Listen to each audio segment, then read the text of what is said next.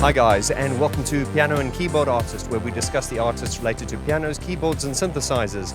And we're standing here on the River Thames with my good friend and regular guest on the show, Mr. Brian Griffin. Brian, how are you? Well, it's good to see you yet again, Vaughan. I feel pretty good, but I feel very serious at the same time. Well, guys, we're putting ourselves at risk here because the tide is actually going to come in, but we thought we wanted to just film the we want to get a bit more production values into the videos. So we're going to take the ferry, as you can see, which is behind Brian there, and we're going to take it over the water, and we're going to go up into one of the skyscrapers there to pay homage to Black Celebration, because that's what we're talking about today, Brian. Black Celebration. Certainly is, Vaughan. That's what we're talking about. And that was the last album cover you did for the famous Depeche Mode? It was the last one. And yeah, really the last one. Okay, guys, well, we're going to jump out here before the tide gets us. We're going to jump in on the ferry and go over, and we'll see you on the other side of the river.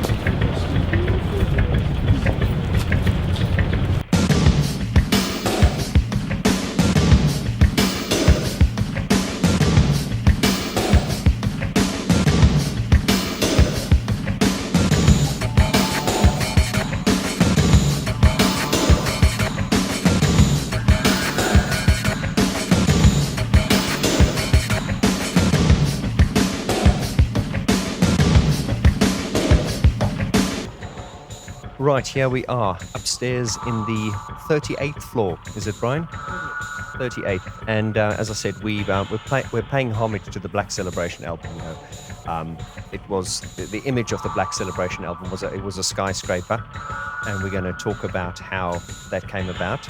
But before we do that, Brian, I've got some video footage I want to show you here. And several years ago, Depeche Mode re-released a lot of their albums, which they called the Remasters series. And what they did was they remastered all the albums, and every album had like a little documentary made with it. And I don't know if you recall, Brian, but they did interview you for this series of documentaries. This must have been 10, 12 years ago. I don't know if you can recall. Oh, yeah, I can recall. I can recall them doing Speak and Spell, I think. Yes, and I think they interviewed you. They interviewed you for all the album covers, actually. They did all of them, did they? Wow, my memory fails me. Even Black Celebration. Yes, and that you haven't seen it. I've never seen it. No. Well, I've got some news for you, because I've actually got a snippet of that documentary here.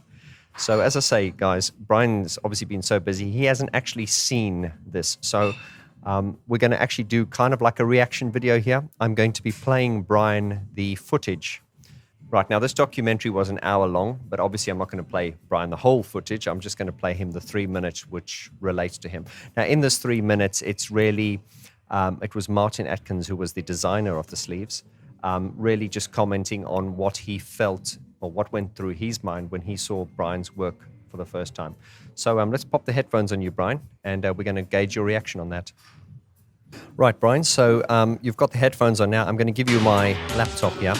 I don't want to sound like a neo-Nazi, but we kind of admired the way those big banners used to hang on kind of German Nazi headquarters you see in like the 30s and during the war. They'd hang these big banners with a swastika on, and they'd come down the whole side of the building. And Daniel and I had talked about doing something like that with these logos. And so I talked to Daniel about doing it with a real building. And then the next thing I know, Brian made this model. To his surprise, was it? It was probably about this big on a tabletop. And it was supposed to represent this like 30-story Italian futurist building. And it had these like bits of ribbon hanging down the side. And I think we might have had a little fan there to try and blow them. But because of the scale, it just looked ridiculous. I don't know what he was smoking that day, but I just thought it looked terrible. You couldn't smoke. Kind of a bit of a disaster. You just couldn't smoke. You couldn't smoke, you couldn't drink. Photography doesn't work. And the schedules were deadly tight. But I actually went to Hansa, I think, that time to show him the photographs. And, sounds such a hero, doesn't he, Martin Atkins? For such an average designer, he sounds like a hero. Fact, I think the verdict is we're going to try stretching it, and we're going to try moving up the tight, making it a bit thinner, and the middle picture's going to be glossy, with the sort of more distorted up effect. And the, I like David, actually. science man Very fond of David. look quite strong. I personally think that'll look stronger than the last album, but that's a personal opinion, obviously. But then again, the argument was that. But as the new democracy starts to fade, Exactly. when the schedule's starting to be met. It was kind of a case of how can we save this? So we kind of made a big deal out of the logos. We actually did quite a tasty cover. Strange now, isn't it? We embossed, it was probably They don't have to expensive. save it, really, We do they? embossed all these logos out of the It's Martin Atkins' 12-inch zilch package. ability, Martin you probably know, wanted to become boasting. Really famous art director now. He's got all these symbols and these black drapes. Such a little boy, yeah. And the photograph we kind of trimmed really down, so it was more like a really strip like of that. colour, and Wow. and it kind of looked like a Martin, you were futurist fucking crap. Shut up. piece of a building, and you couldn't tell whether it was a model or, just a bad. Oh, please cut the swear words out. And so It's doing my head in watching him. I think in the He's end, so the hopeless. cover was kind of successful. I don't think it That's was right, particularly Martin. successful Due to your ability. cover at all, actually. When you compare this, say, with a broken frame, it's sort of like.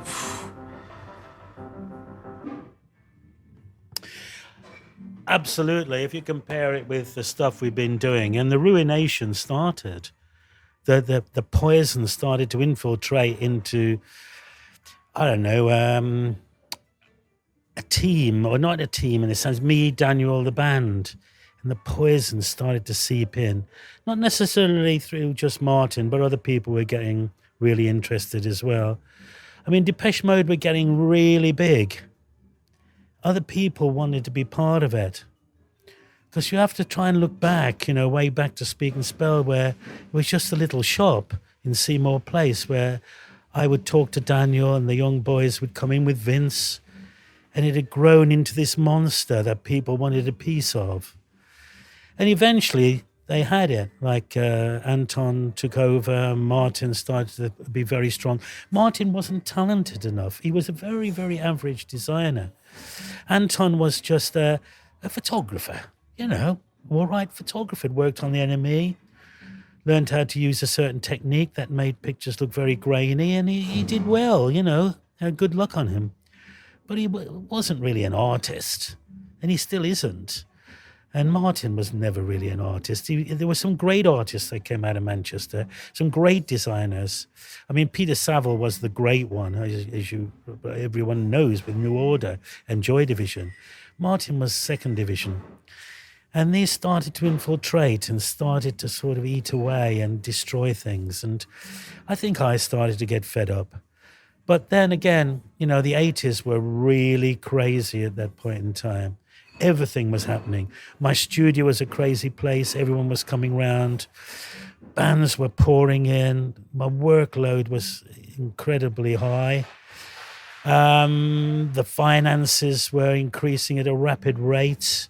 My earning power was going up. I was becoming more and more famous. And maybe, you know, I lost myself a little bit as well. So we were all like completely filled with the fever of the 80s in some way or another. And I'd worked with some of the great designers, you know, and so I was spoilt. I'd never worked with any great photographers. There were some great ones, but I never came across them, really. But it just fell out of my hands at that point in time, and it would never come back again until only when I lose myself, which Daniel kindly offered me 12 years later, a video. Ended up with me leaving photography in the end. You know, I'd started to have enough. You know, I'd go incredibly more well-known. Lots of other people were even getting more heavily involved. Marketing meetings would happen instead of just making things happen through your talent. Spontaneously, you would just create something. It was very magical. And then the magic was starting to dissipate and disappear. And I don't know, I didn't really like it as much anymore. And I didn't like working alongside some of the people that were thrown alongside me. I didn't request it. Brian, thanks very much. It's really good to hear you speaking so sort of honestly and passionately about this. And I think I myself as a fan, and a lot of my subscribers, and I'm sure a lot of Depeche Mode fans throughout the world, don't really know this part of your story. This is kind of like Brian Griffin's untold story. And if you think of as a successful formula, how we go from Speak and Spell, then we have A Broken Frame, Construction Time Again, Some Great Reward, you know, all those great album covers. And this was always my question is, why did they, I don't want to say get rid of Brian, but why did they stop using you, Brian? And obviously there were a lot of factors, as you say. They were becoming quite big. A lot of people were trying to validate themselves by sort of like getting in on the party. And you being a sort of a dignified, non-pushy type of person, you kind of probably just thought, oh, well, I'm not going to fight for this kind of thing. But as I say, this is really your opportunity to kind of say exactly what happened. So on the Martin Atkins thing, do you think he was possibly given far too, you know, we don't want to pin the blame on Martin Atkins or anyone in particular, but do you think he was given too much free rein or say in what happened? I definitely do. I think it should have been the case of something like A Broken Frame, where, you know, truly be left alone, and then he would just do something, you know, with my photograph. That's what should have happened. But it wasn't only Martin. At that time, a lot of bands were coming towards me, but the art in album cover photography was starting to go out of it. It was starting to become more of a marketing exercise. And people thought of me as being an arty photographer. Some people were annoyed about that. Some record company executives were really annoyed about that. And like I lost a few bands because of this reason. I mean, I lost Lena Lovitch, who I thought was extraordinary talent in the early 80s. I lost Echo and the Bunnymen to Anton. And I lost a few more because I was regarded as being too arty. It's through history now, or looking back historically, rather, it seems that wasn't the case really in the sense that I was too arty. This is being proved to be a false assumption. And I quite like what's happening now. I quite like seeing people with, in fact, I'm shocked. I mean, someone last week only bought a really, really big print of A Broken Frame, you know, my black and white one. You mean the Black Celebration? Black Celebration, excuse me. They have bought many Broken Frame big ones, but this one, and it shocked me. I'm shocked with this image. I went up to my printers, it was hand printed, and I looked at it, and I could not believe how good it looked, because I didn't know if it did back then, with all the sort of negativity like being poured upon me and me losing the band, I started to feel really negative about this particular album. Although people think it's a great album musically, I never really felt very strongly about it because I'd lost the band with it. But now it's like regenerated my enthusiasm. When I looked at the big print of it and saw how I'd worked it on the 5-inch by 4-inch camera, it was done on a big plate camera, how I'd taken things out of focus, how I'd used reflections and everything to build up a feeling there. But then again, things were really happening in my studio. My model maker was starting, can we say, to be a bit heavily influenced by certain things, and I was losing him a little bit. He was a great set designer, model maker. And also, my life circumstance was changing. So I have to pour in many factors. But having said that, having seen a big print of this image, I didn't realize how good it really was. And it's other people that have taken away how good it was from me feeling that way, Now, we've actually got that image here, which we're going to unveil to you guys soon. It's a black and white version of the iconic Black Celebration artwork, but in a way you've never seen it before. It's in a never been seen before black and white version. But before we do that, Brian and I are going to have a chat about the actual making of this album cover. Right, Brian, so tell us about the actual cover. What was your thought? Because Martin said that he had the idea of having these big banners hanging off a building, and obviously because of practical reasons you couldn't hang banners off a real building, so you had to build a model. So you had your model maker build a model. Is that how it happened? Yeah, there was a model maker I'd worked with since the beginning of the 80s.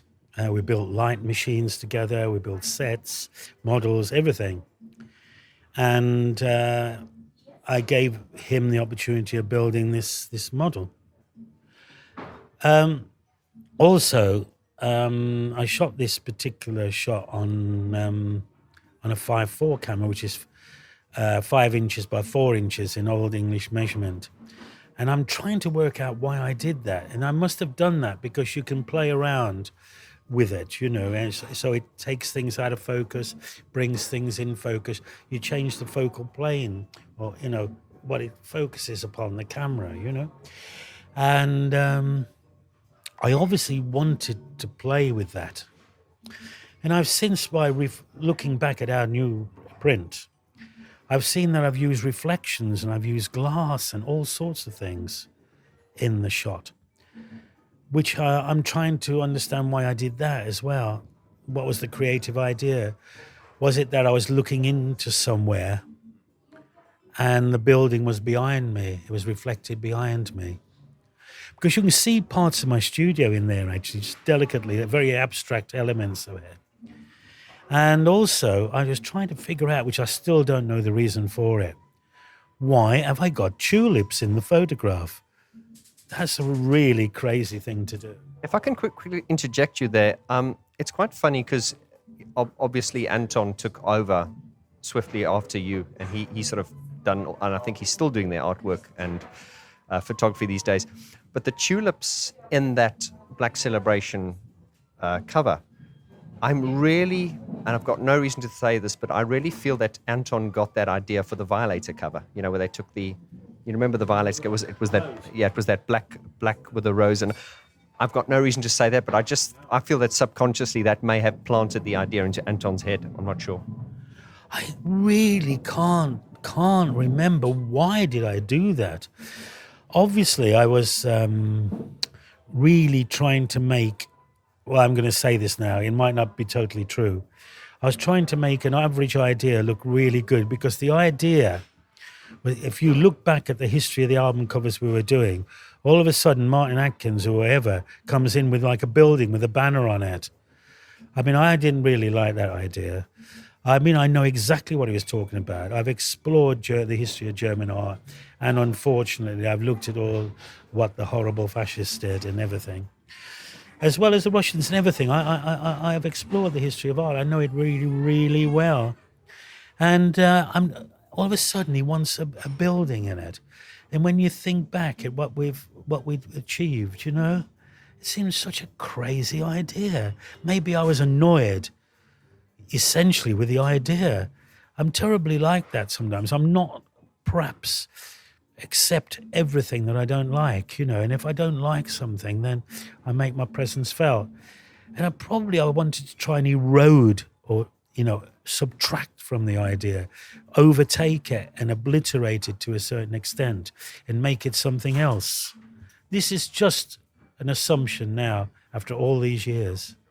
No, as I say, it will be interesting how they start from the idea that they've come from and how they end up to the final result. So, whether it be the band or Daniel that decided they wanted a building, and then, was it Martin Atkins who sort of said in that documentary that he wanted the idea of this like building with the big, symbols hanging down the side, and then they went to you to help make this happen. Is that how you think it happened? Really, you're absolutely right, Vaughan. What I think truly happened was that Martin Atkins had got a complete vision of what the album cover should look like, which basically, when you're giving it a photographer like me, just destroys the magic. You want to give it a photographer who's technically very, very, very equipped, that can execute a designer's idea immaculately. I was the wrong person to give it to. And I realized probably, in all honesty, that I truly didn't like the idea whatsoever. But it came to me almost like a fait accompli. While the early album covers was round a table discussing, was with the band. We were discussing ideas, throwing good ideas away, bad ideas away, coming back with the best idea, which we went along with. All of a sudden, all this structure was being destroyed. What had created the magic was being eroded and taken away. And it's quite sort of ironic as well, because you look at Depeche Mode, how they started off as these like eyes wide open, pretty boys.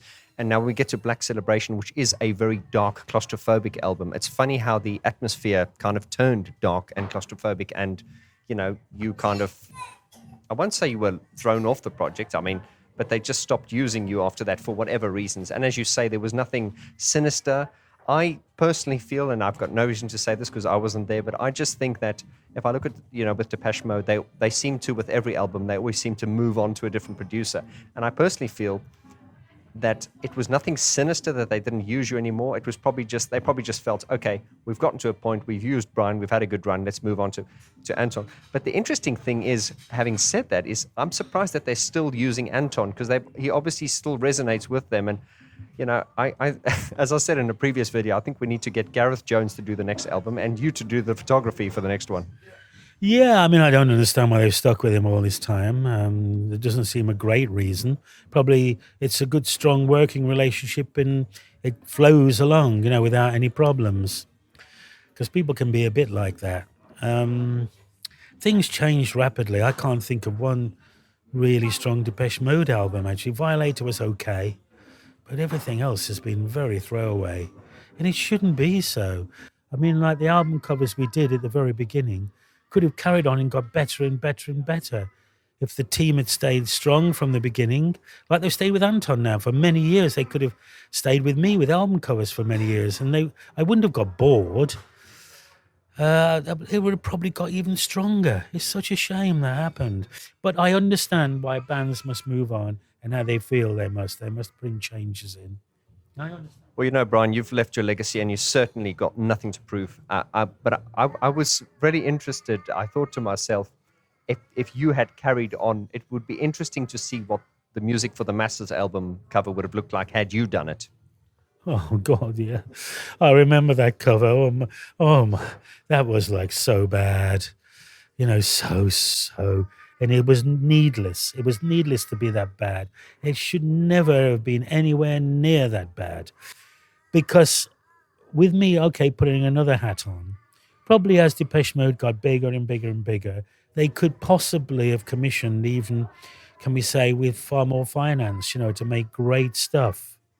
And maybe bad stuff was made for them with really top finance. I don't know. It should never have been, because we started fairly minimally financially with Depeche Mode and created magic. Well, Magic, you're absolutely right. And I do think if we look at how the first album covers were done, it was really sort of like, we have this idea, Brian, here's the idea, and you run with it. Whereas by the time we get to Black Celebration, as you say, things have gotten very serious now. A lot of people are getting involved. A lot of, Depeche Mode are essentially a huge name now and a huge band, and the stakes are a lot higher. So by the time we get to Black Celebration, it's not the beginning approach where it was like, Brian, we have this idea. They're now coming to you and saying, Brian, this is the idea. They're kind of telling you what needs to happen. So effectively tying your hands. So you probably had not much creative, like with the other albums, you had a lot of creative freedom. They said, we want, a woman in a field, or we want a construction worker on a mountain, or we want a couple in front of a factory. So they kind of told you that, and they left the rest of your imagination. Whereas with Black Celebration, it was kind of like, they were too detailed and specific in what they wanted, thereby tying your hands. Is that right? Absolutely right. I was the wrong man. Eventually, I became the wrong man. It's rather unfortunate. But with Black Celebration, I became the wrong man for them at that point in time.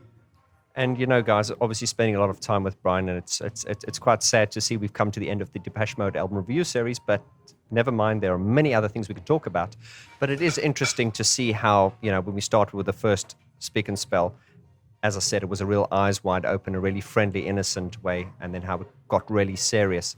And I think, Brian, from what I can tell from what I've got from these interviews with you is, in order to get the best from Brian Griffin, someone needs to go to you and say, here's the idea, and just leave it to you. And that's when the magic happens. I think if someone comes to you and says, here's the idea, but this, and by imposing too many limitations on you, I think that's not going to allow you to do what you do. And hence the reason why the other album covers before this were so magical was because they didn't impose any limitations on you. And of course, as you said on that documentary, the Black Celebration album cover was quite disappointing. But in retrospect and looking now as history, it's an iconic cover. And but your favorite would still be, what was your favorite? Was the Construction Time Again? Yeah, Construction Time Again, definitely. I mean, there's so many photographs attached to that photo shoot that are really powerful. And even with a broken frame, there was one amazingly powerful image, and then 2 or 3 good ones. But with Construction Time Again, we probably had 4 or 5 really fantastic images. That was the great photo shoot, yeah. Right, Brian, there's one more question I want to ask you before we unveil the poster print. The embossed covers that they released, that was nothing to do with you? That was all because one of my subscribers said, please talk about the embossed covers. The embossed covers. Nothing to do with embossing was nothing to do with me. There you have it. The embossing was nothing to do with Brian Griffin. Right, Brian, before we unveil this iconic poster print, is there anything else you would like to say that comes to your mind about the Black Celebration photo shoot? No, I mean, I'd just like to say the viewers, thank you for sharing, all our covers that we've discussed here on the Vaughan George channel. I hope you've enjoyed them all, because it's been great fun for me. And I look forward to returning and talking about all sorts of things. And Vaughan? Brian, it's been an absolute pleasure. I know it's quite emotional. As I said, a lot of people have said, oh no, we've come into the end of Black Celebration. That means all the Brian Griffin covers are, done. And I'm saying, guys, just go onto briangriffin.com and actually look at everything that Brian has photographed. briangriffin.co.uk, I beg your pardon. Go into briangriffin.co.uk and you will see how many things Brian has done. So you'll be happy to know we're going to be talking about Echo and the Bunnymen. We'll be talking about Midge-Ure, Ultravox, John Fox, a lot more to come. Right, Mr. Griffin, I'm going to pose a toast to you. Thank you, Vaughan. Celebrate our journey. Great to celebrate our journey, Vaughan. Absolutely. Okay, so here it is, guys. I'm going to unveil something this is a bit of history, really. As you know, Brian has made a series of poster prints available to the Vaughan George channel. And a lot of you had asked for the Black Celebration one. Now, Brian, in his infinite wisdom, decided instead of giving people the color one that we're used to, Brian has decided to unveil. Ta-da! I'll let you do the honors. This is the approval poster print which we got from our printers, and Brian is going to unveil that now. And this is the one we are now rolling out on the upside down on the Vaughan George channel. Now, I don't know how good the lighting is in here. I'll do another. We'll do another sort of. We're going to do another little commercial, in which we'll run through these in more detail. But basically, what this is guys, this is the album cover in a black and white version. So this has never ever been seen before. And Brian, actually, you did actually sell one of the, because guys, this is a poster, not to be confused with the actual original prints that Brian does. And Brian, I believe you sold an original black and white print of this just last week? Yeah, to a great Depeche Mode fan whose whole lounge or living room is framed with my posters. And he bought a A1 size.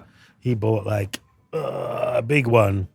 He's a man that lives in Romania, and he's a great fan and supports me totally. And he is so pleased with his print. I'd like to say to him over the microphone, thank you, Christian, for your support. Absolutely. Well, guys, listen, we've now got this as part of the album collection. Now, as you know, we've now got this, now brings it up to 7 images, which we're doing in the Vaughan George, Brian Griffin, Depeche Mode album collection. And what these are the most accurate and most honest reproduction of Brian's work ever, because they're straight from these are straight from the negatives, Brian, is that right? Yeah. They are straight from the negative, yeah.